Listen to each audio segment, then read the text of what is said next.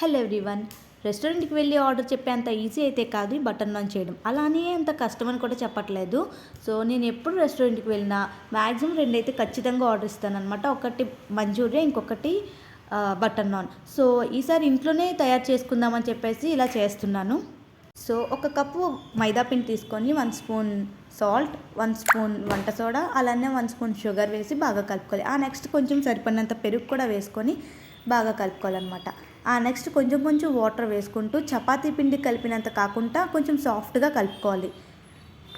ఎంత బాగా కలిపితే అంత బాగా ఉంటుందన్నమాట. నెక్స్ట్ మొత్తం కలిపిన తర్వాత కొంచెం ఆయిల్ వేసి మళ్ళీ బాగా కలుపుకోవాలన్నమాట. అలా అయితే నాన్ అనేది కొంచెం మెత్తగా ఉంటుంది. నెక్స్ట్ ఇలా కలుపుకున్న ముద్దని చిన్న చిన్న బాల్స్గా చేసుకొని ఒక ప్లేట్ పైన మైదా పిండి స్ప్రింకిల్ చేసి స్ప్రింకిల్ చేసిన దానిపైన ఈ బాల్స్ని పెట్టి కొంచెం ఆయిల్తో తడపాలి. తడిపిన తర్వాత ఒక తడి క్లాత్ తీసుకొని మొత్తం కవర్ చేయాలన్నమాట. అట్లీస్ట్ 30 మినిట్స్ అయినా తడి క్లాత్తో కవర్ చేయాలి.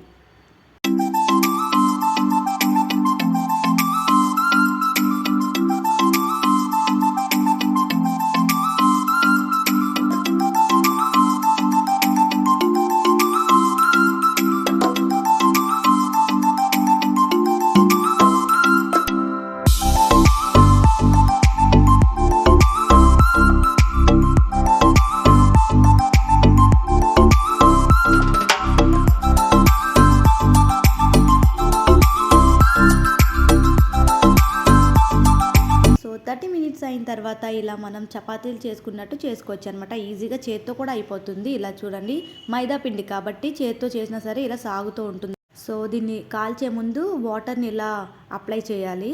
ఇలా వాటర్తో మొత్తం చేసిన తర్వాత ఏ సైడ్ అయితే వాటర్తో చేసామో దాన్ని ప్యాన్కి అతికించాలన్నమాట.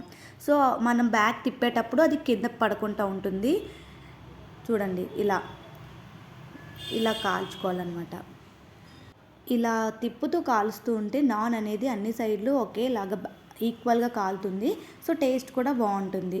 ఇలా కాల్చిన తర్వాత ప్లేట్లోకి సర్వ్ చేసుకొని ముందుగా కరిగించి పెట్టుకున్న బటర్ని నాన్ పైన అప్లై చేయడమే. అదే గార్లిక్ బటర్ నాన్ అయితే బటర్లోనే గార్లిక్ని చిన్న చిన్నగా తురుముకొని కొత్తిమీర కూడా తురుముకొని అప్లై చేసుకోవడమే అన్నమాట. ఇక టేస్ట్ విషయానికి వస్తే నేను ఫస్ట్ టైం ఎప్పుడైతే తిన్నానో సేమ్ అదే టేస్ట్ అయితే అనిపించింది. ఏదైనా ఫస్ట్ టైం మనం చేసినప్పుడు కూడా అలా సక్సెస్ఫుల్గా వస్తే మనకి ఒక నమ్మకం వస్తుంది, మనం చేయగలమని. నేను కూడా అలానే ఇక్కడి నుంచి రెస్టారెంట్కి వెళ్ళడం ఎందుకు, ఇంట్లోనే చేసుకోవచ్చు అనే ఫీలింగ్ అయితే వచ్చిందనమాట. సో ఈ వీడియో నచ్చినట్లయితే లైక్ చేయండి, షేర్ చేయండి, సబ్స్క్రైబ్ చేసుకోండి మరిన్ని మంచి వీడియోస్ కోసం. Thanks for watching.